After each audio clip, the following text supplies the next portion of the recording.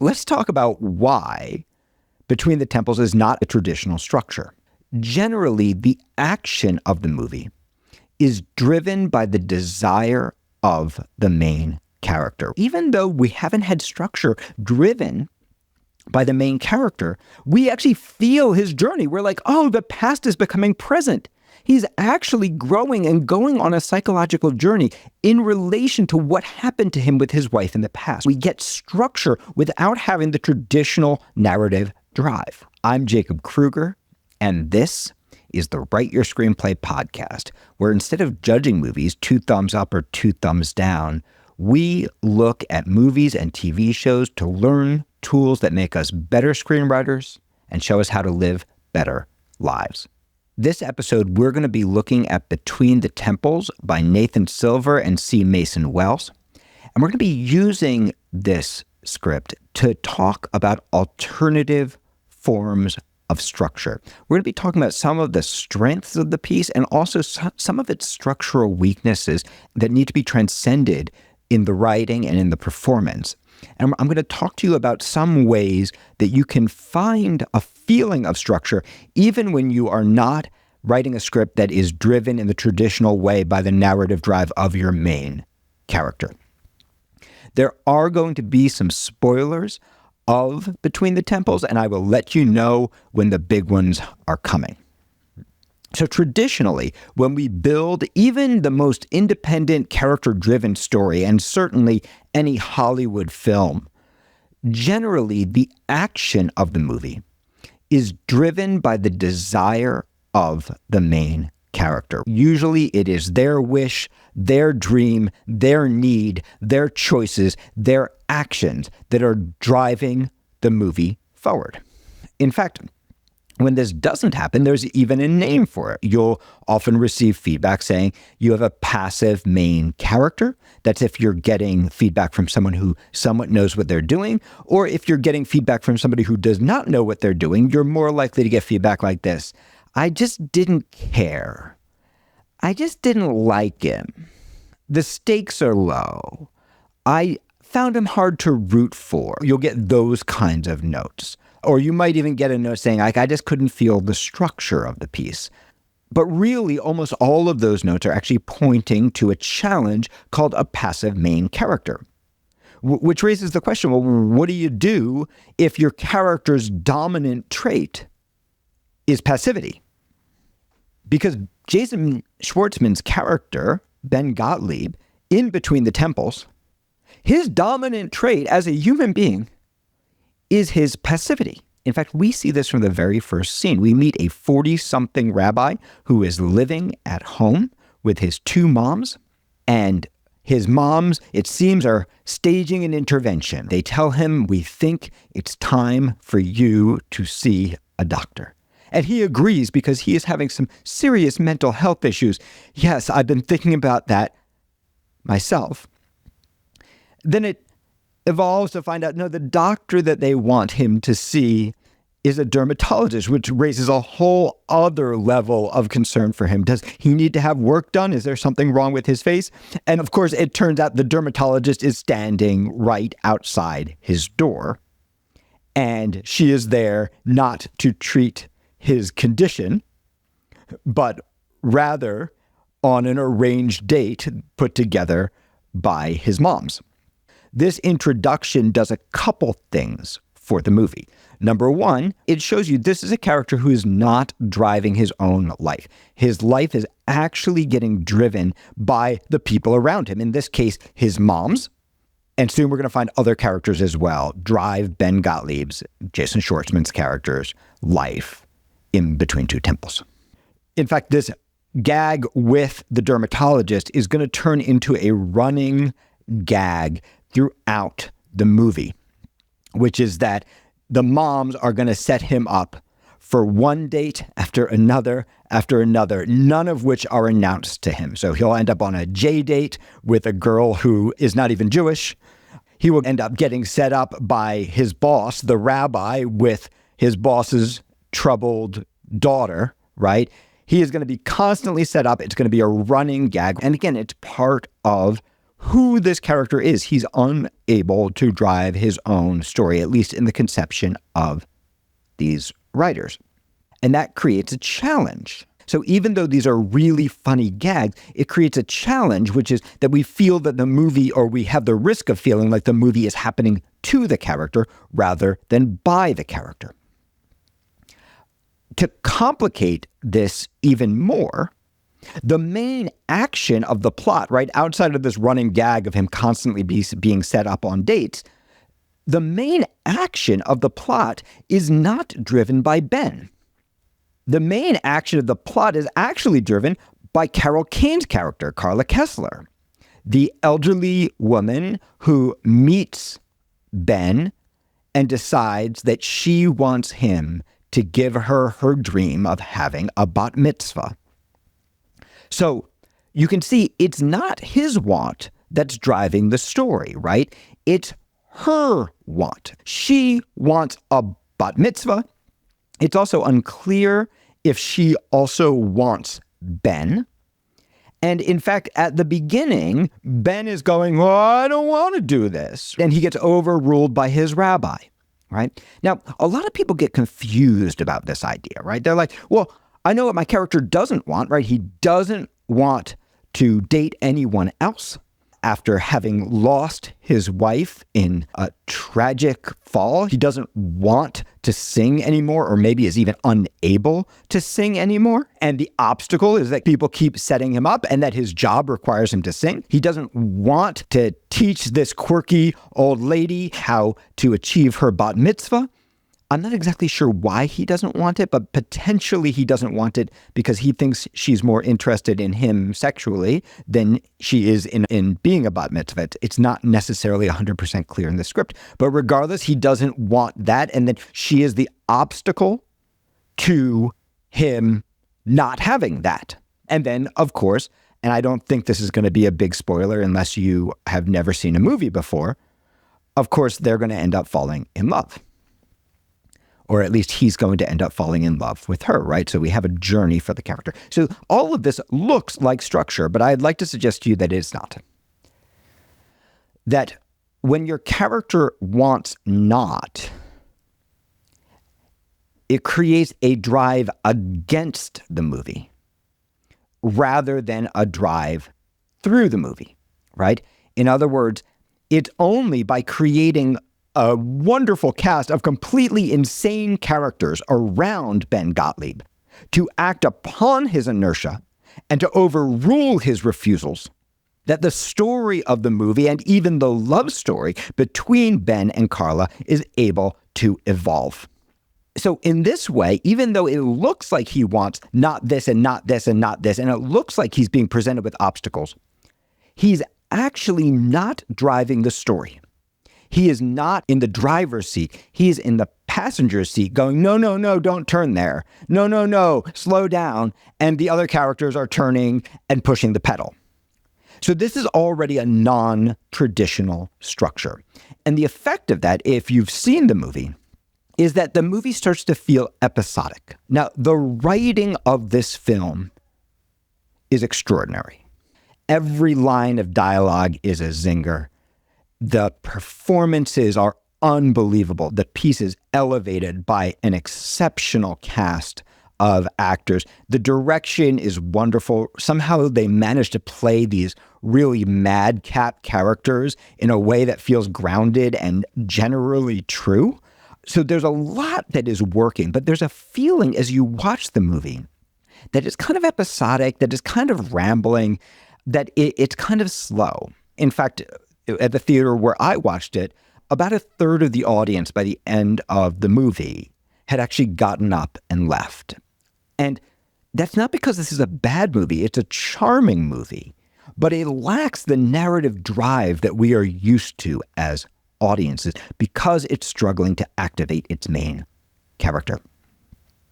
Now, it's not that Ben Gottlieb's character doesn't have any wants. He has some little wants. And I'm going to start to give some small spoilers in order to explain those wants. So early in the movie, he is in the synagogue. He has just returned from a sabbatical after his wife's death. And he is supposed to sing, and he cannot. And he reacts to that problem by making some strong choices that are driven by his wants. His first choice is to flee the synagogue. Now, there's a little odd thing that happens. It's surprising that his mothers don't follow him out and try to help him, considering how involved they are in his life. I think that's a little bit of a false beat. But regardless, he makes a huge choice to get out. And as he flees, we actually hear an old recording of his wife's voice playing on his cell phone as he's walking, right? And we're a little confused by this. But later, we're going to find out that he has saved every dirty voicemail she has ever left him, hundreds of them, and that he's listening to them repeatedly. And the message, of course, that he's listening to is the very final message that she sent him before she died. Now, we don't know that yet, right? But we see him taking action, right? We're a little confused about what this voicemail is, but we see him freaking out. We see him on the phone, hearing a voice message that's a little confusing for us. And we see him go lie down in front of a truck. You've seen this image if you've seen the trailer. The truck stops in front of him and he cries, "Keep going." So we see a character with a desire to die. And there's nothing wrong with writing a character with a desire to die. However, this character does not continue to act out his desire to die, right?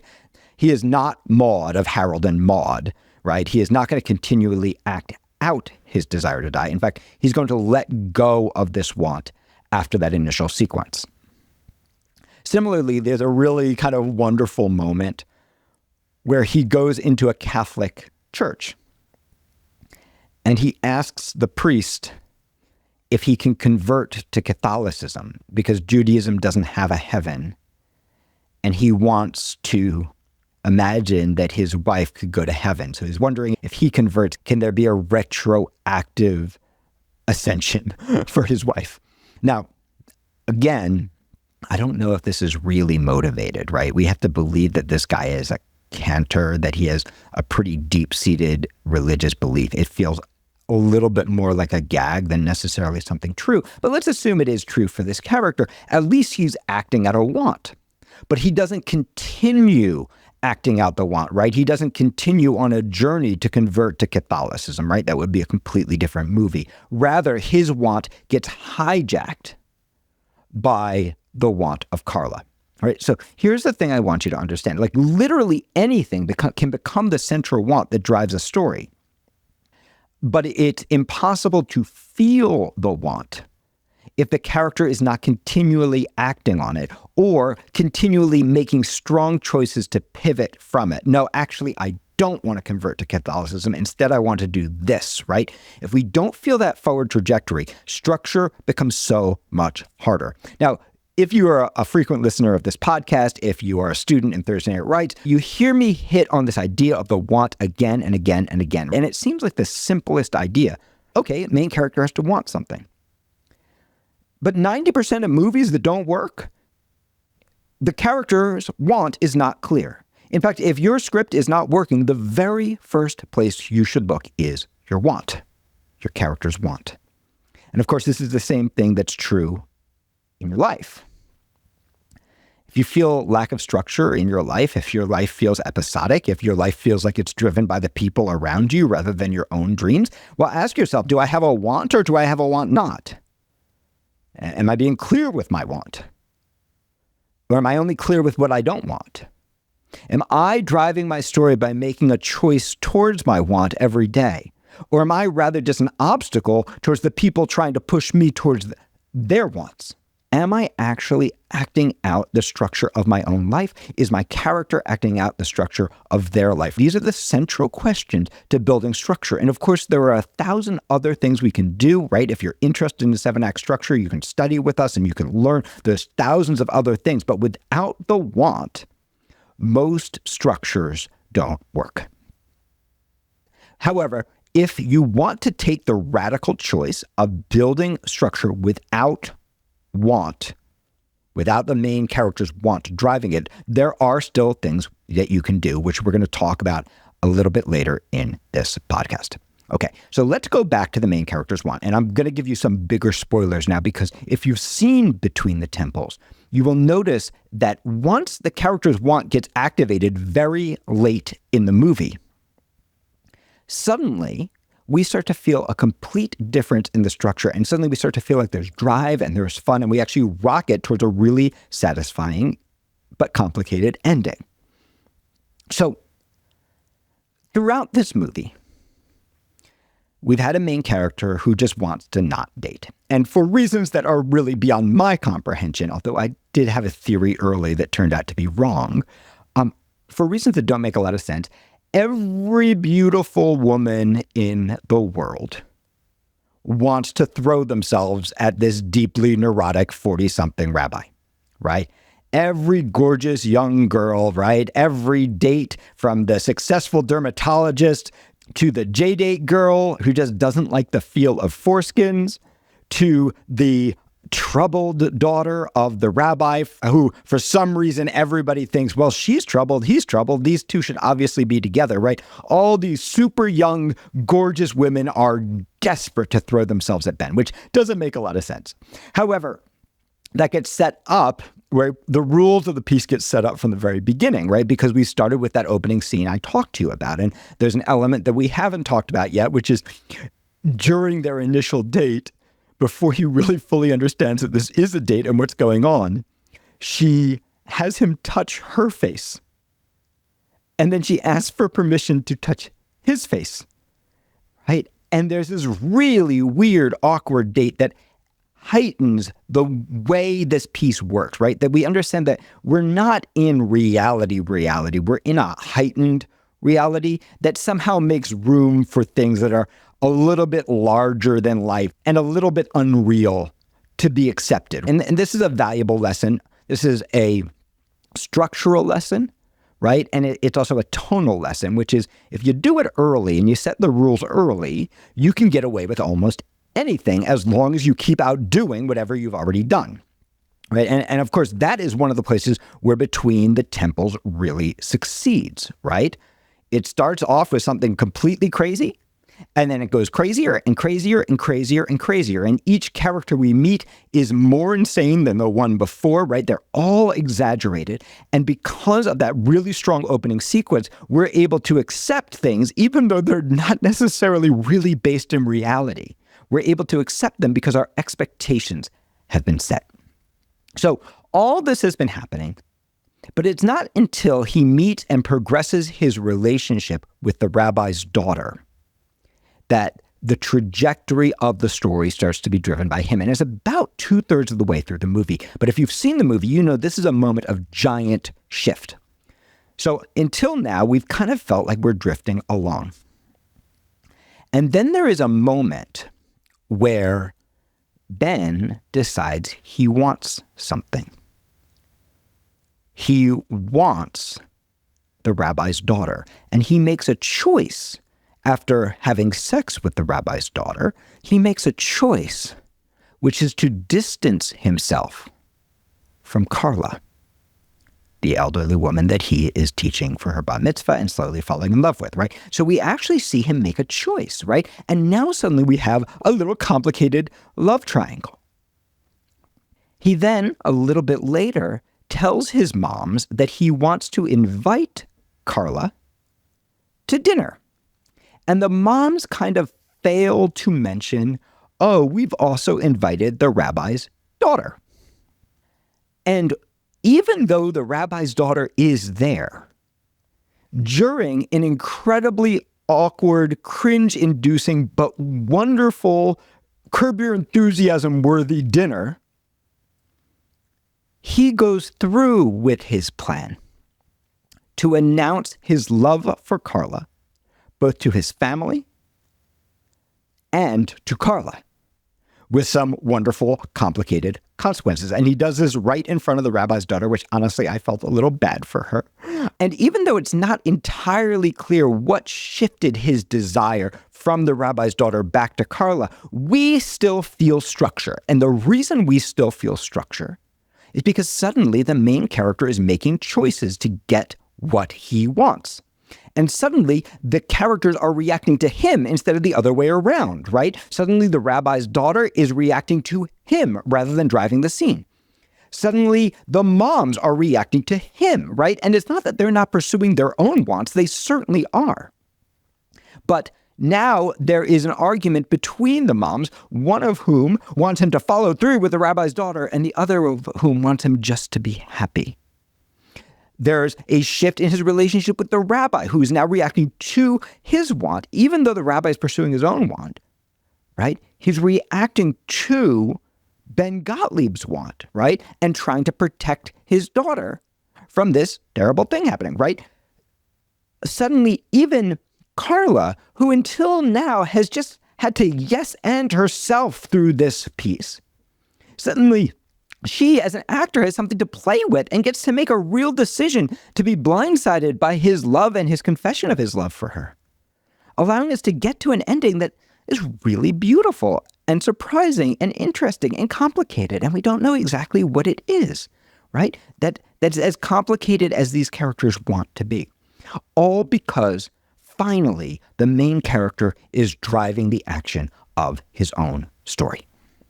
Okay, so with all these challenges, how is it that Between the Temples is still a really enjoyable movie to watch? Well, because it is building a feeling of structure in other ways. So let's talk about the way that Between the Temples does this. Now, if you're one of my students, you know the concept of mirrors and foils.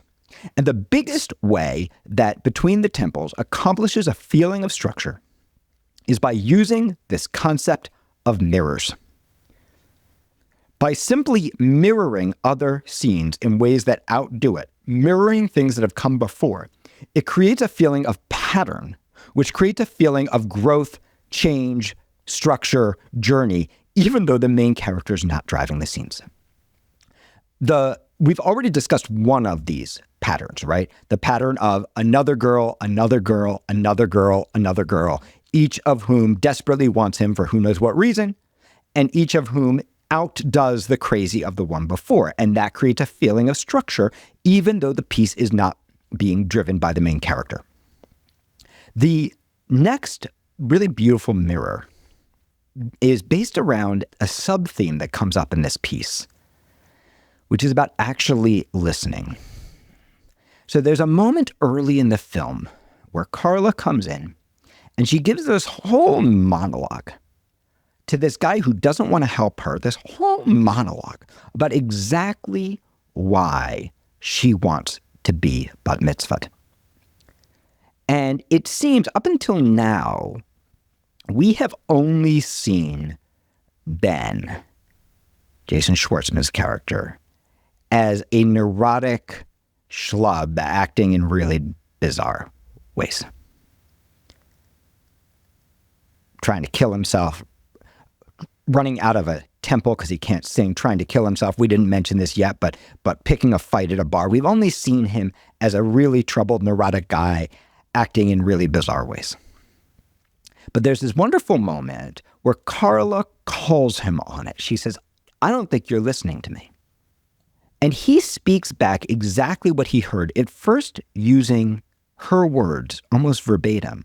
But then he continues adding his own words and showing a level of understanding and empathy that, quite frankly, we didn't even know this character was capable of. And that is the moment where we can really fall in love with this character, right? Where we can really see that he's not just a neurotic schlub, that underneath that is a deeply compassionate, empathetic, understanding man who probably was really made to be a great cantor or religious leader, right? That he actually can do it. He just hasn't.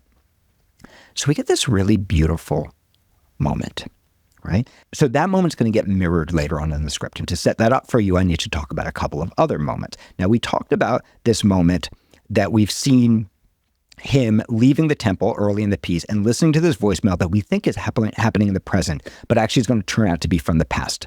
This voicemail from his wife, right? And it's a slightly dirty voicemail, and she's a little bit drunk. And we also have had some recurring flashbacks to images of the wife. The image of her on the back cover of his book. And these two moments get mirrored because the rabbi's daughter, Gabby, is cast and costumed to look like the wife. And what actually ends up happening is that image gets repeated, right? And we start to feel like the opportunity he had with his wife is coming back full circle for him, right? In fact, there was a point, because I was having trouble believing that all of these women were into him, particularly the rabbi's daughter, that I wondered, was all this happening in his head, right? Was he simply replaying these memories of his wife? I started to wonder, did the rabbi's daughter even exist, or had the wife been the rabbi's daughter and all that happened in the past? It turns out the movie's not doing anything remotely that complicated. But we do have this mirror, right? This feeling like in some way the relationship with his wife is replaying because this girl looks like his wife. And that gets taken to the next level in this wonderful scene where he discloses what that voicemail we heard at the very beginning was, right? Where he discloses that voicemail is one of hundreds of voicemails. That his wife was an alcoholic, that she died in a fall, that she slipped while drunk. We realize, oh, that's what was happening during the voicemail we heard at the beginning. And that he has saved every single voicemail. And we get this wonderful mirror where the woman who looks like his wife play acts his wife's voicemail for him, where she recites back to him the same words that his wife once used. And this is such a beautiful moment that even though we haven't had structure driven by the main character, we actually feel his journey. We're like, oh, the past is becoming present. He's actually growing and going on a psychological journey in relation to what happened to him with his wife in the past. So in this way, again, we get structure without having the traditional narrative drive. There's a third image that also builds structure. It's another mirror. Here's how it works. At the end of the movie, we watch him reenact the fall that happened to his wife. He is running, and this time he is the one who trips and falls and hits his head. And because simply by mirroring the story that we've heard about the wife, we end up feeling like he's gone full circle, right? That he's gone on an emotional journey, right? The internal experience, psychological experience that he's happening is now being played out in front of us, right? It's been externalized. And all this has been done just by playing with some mirrors. Now, is this totally successful in this film? I don't think so. But what this does do is it allows a film that would feel completely meandering to actually be connected and enjoyable. Are some people going to walk out because they want a film with narrative drive? Yes. Does this narrow the audience? Yes. Is this way harder to do than just figuring out what the character wants and taking them on a journey? Yes. But what these little techniques do is they create a feeling of structure for the audience by dramatizing the psychological journey of the character. So these are tools that you can use in your own screenplay, regardless of whether you have a traditional narrative drive or you're trying to do something really hard and unusual, right? You can start to play with the mirrors, with the cycles, with the repetitions, with these other elements of secondary structure in order to build journey even when traditional narrative drive is not there. So I hope you've enjoyed this podcast and it's helping your writing. If you have not yet, if you're getting a lot of value, please write us a 5-star review wherever you stream your podcasts and come join our community. We teach a free class every single Thursday Night Writes. You will join a community of hundreds of writers from all through the world and get to learn more concepts like these, do fabulous writing exercises, learn how to pitch, and much more. You can find all of that at writeyourscreenplay.com.